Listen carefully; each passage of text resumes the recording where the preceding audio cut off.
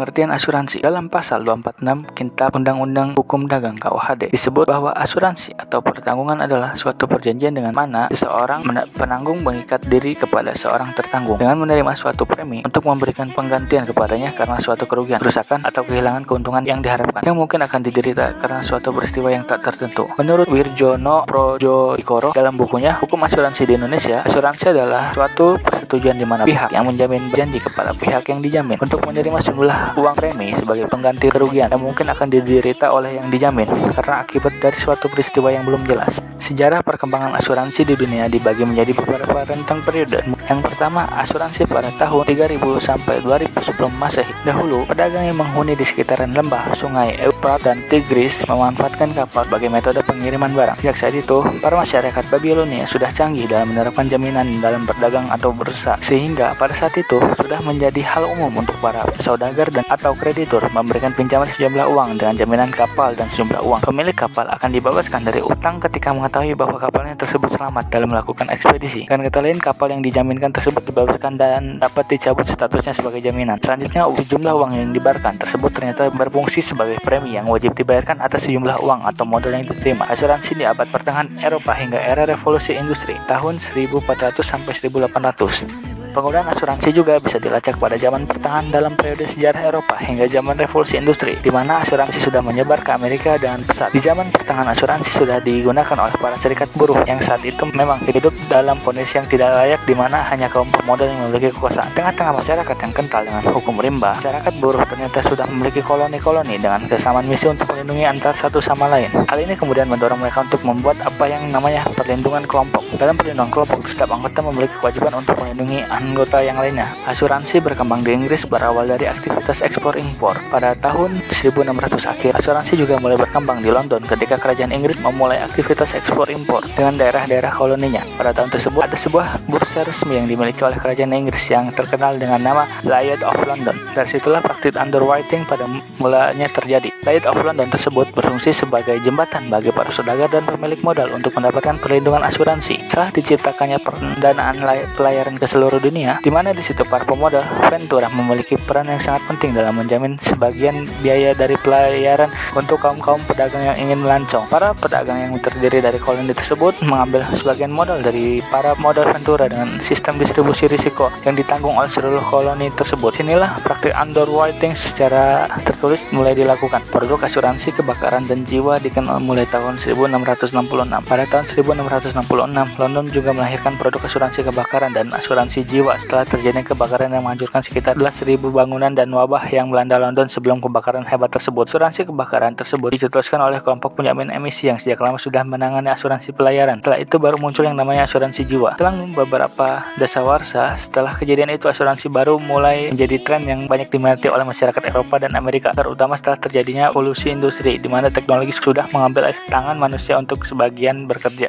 Selanjutnya, dasar hukum asuransi. Dasar hukum asuransi terdapat pada Undang-Undang Nomor 2 Tahun 1992. Asuransi dalam undang-undang ini tentang usaha perasuransian, yaitu perjanjian antara dua pihak atau lebih, di mana pihak penanggung mengikatkan diri kepada tertanggung dengan menerima premi asuransi untuk memberikan penggantian kepada tertanggung karena kerugian, kerusakan, atau kehilangan keuntungan yang diharapkan atau tanggung jawab pihak ketiga yang mungkin akan diderita tertanggung yang timbul dari suatu peristiwa yang tidak pasti atau memberikan suatu pembayaran yang didasarkan atas meninggal atau hidupnya seseorang yang dipertanggungkan. Badan yang menyalurkan resiko itu disebut tertanggung dan badan yang menerima resiko disebut penanggung. Perjanjian antara kedua badan ini disebut kebijakan. Ini adalah sebuah kontrak legal yang menjelaskan setiap istilah dan kondisi yang dilindungi. Nah, biaya yang dibayarkan oleh tertanggung kepada penanggung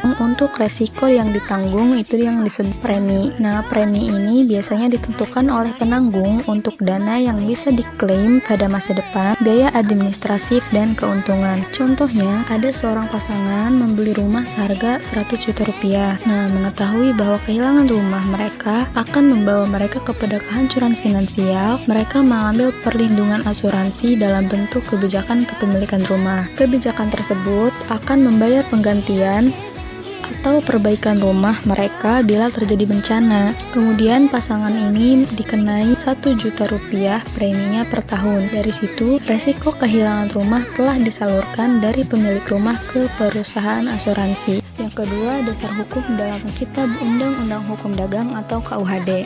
Manfaat dan risiko asuransi. Manfaat asuransi. Manfaat asuransi dibagi menjadi dua, yaitu manfaat secara umum dan berdasarkan jenisnya. Yang umum adalah sebagai pengalihan resiko. Asuransi dapat mengalihkan resiko finansial yang kamu punya. Dengan asuransi, kamu bisa mengalihkan beban resiko finansial yang ada. Contohnya dengan asuransi kesehatan. Kamu tidak perlu membayar keseluruhan atau sebagian biaya tagihan rumah sakit bila jatuh sakit. Risiko tersebut dialihkan atau ditanggung oleh perusahaan asuransi. Yang kedua, untuk meminimalisir kerugian. Karena sebagian atau keseluruhan risiko telah dialihkan kepada perusahaan asuransi, kamu pun bisa meminimalisir kerugian yang ada. Yang ketiga, memberi keamanan untuk masa depan. Dengan adanya asuransi, setidaknya kamu akan lebih stabil. Selain itu, jika kamu sudah tahu bahwa risiko yang ada dalam hidup bisa dialihkan, kamu pun akan merasa lebih berani untuk berinvestasi atau memulai suatu bisnis. Yang kedua, berdasarkan jenisnya. Yang pertama adalah asuransi jiwa. Sebagai salah satu asuransi paling dasar, asuransi jiwa mempunyai manfaat untuk melindungi jiwa kamu dari resiko kematian. Yang kedua, asuransi kesehatan. Manfaat asuransi kesehatan berupa pertanggungan biaya kesehatan rumah sakit. Tergantung produk asuransi yang dipilih, biaya yang ditanggung bisa berbeda-beda. Ada yang menanggung rawat jalan, rawat inap, maupun rawat ICU. Nominalnya pun berbeda, tergantung polis yang kamu pilih. Yang ketiga, asuransi penyakit krisis. Mirip dengan asuransi kesehatan, asuransi penyakit kritis juga dapat menutupi keseluruhan atau sebagian dari tagihan biaya rumah sakit terkhusus penyakit tertentu.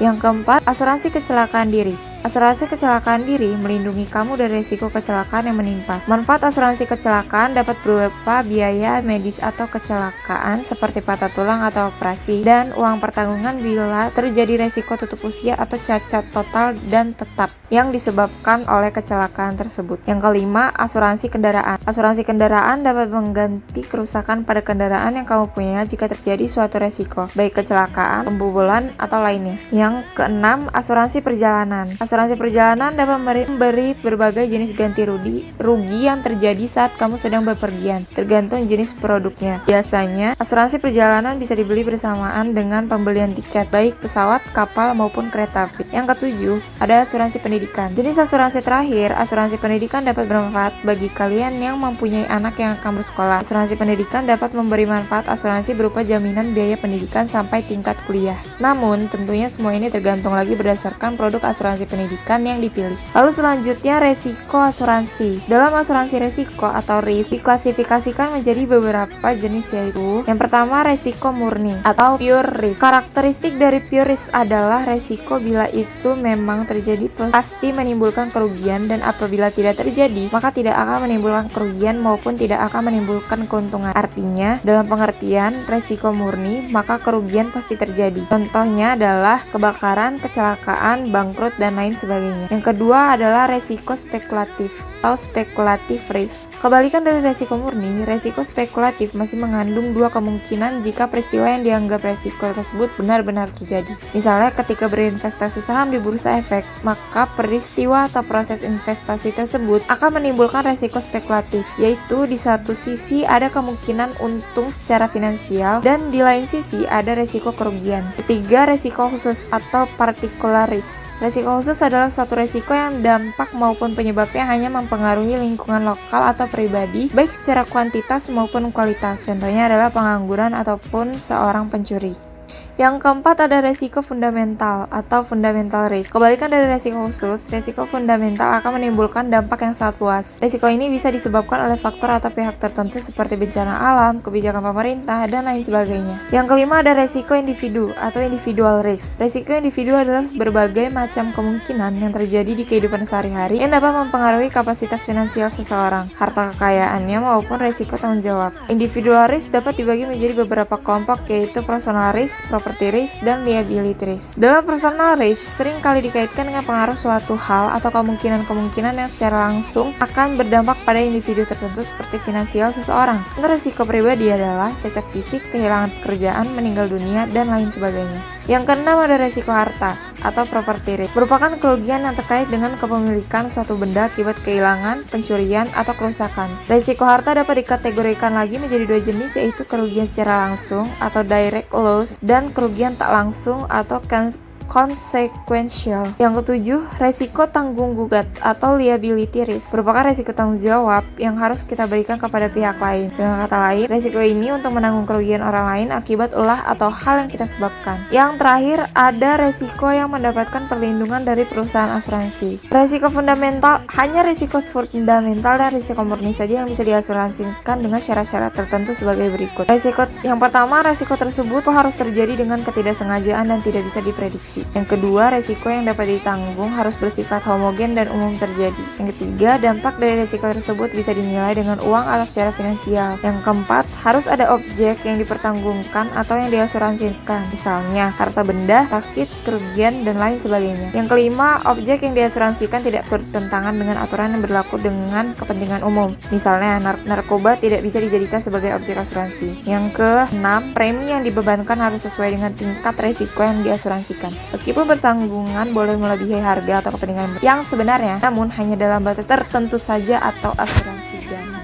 Selanjutnya, saya akan menjelaskan tentang prinsip-prinsip pengelolaan asuransi dan perbedaan antara asuransi konvensional dan asuransi syariah. Dalam pengelolaan asuransi, terdapat 6 prinsip, yaitu yang pertama ada prinsip insurable interest, yang dimana seseorang hanya perlu diperbolehkan mengasuransikan sesuatu yang memiliki hubungan ekonomi serta diakui secara hukum. Contohnya, seorang pembisnis hanya boleh mengambil asuransi kebakaran untuk toko miliknya. Atau contoh lain, seseorang hanya boleh mengambil atau membelikan asuransi jiwa atau asuransi kesehatan untuk anggota keluarganya. Yang kedua ada utmost good faith. Arti dari prinsip ini ialah baik pemegang polis maupun perusahaan asuransi harus beretikat baik dalam melakukan perikatan. Nah, etikat baik di sini diartikan sebagai mengungkapkan informasi secara detail dan akurat. Pemegang polis harus transparan tentang objek yang akan diasuransikan, sementara penyedia asuransi harus memiliki persyaratan pertanggungan. Prinsip yang ketiga yaitu indemnity. Prinsip ini menegaskan manfaat asuransi bagi pemegang polis. Jadi, asuransi berfungsi mengembalikan posisi keuangan nasabah jika terjadi suatu resiko ke posisi sebelum terjadi resiko. Misalnya pada asuransi kesehatan. Fungsi dari asuransi kesehatan ini mengembalikan posisi keuangan si tertanggung sebelum sakit. Jadi, jika si tertanggung keluar uang 1 juta rupiah karena sakit, maka asuransi kesehatan berfungsi mengembalikan 1 juta rupiah tersebut. Kemudian, prinsip selanjutnya yaitu subrogation. Prinsip ini berarti perusahaan asuransi sebagai penanggung resiko mengambil posisi tertanggung dalam menuntut ganti rugi jika terjadi resiko. Prinsip ini contohnya berlaku pada asuransi umum. Misalnya, ada seseorang bernama Agus, pemegang polis asuransi kendaraan, terlibat kecelakaan dengan mobil bodi. Maka, ketika Agus mengajukan klaim penggantian kerugian atas kecelakaan itu kepada perusahaan asuransi yang menanggungnya, maka ia tidak lagi memiliki hak untuk menagih ganti rugi dari bodi. Dalam hal ini, perusahaan asuransinya yang bertugas menanggung kerugian Agus, kemudian menagih ganti rugi tersebut kepada bodi.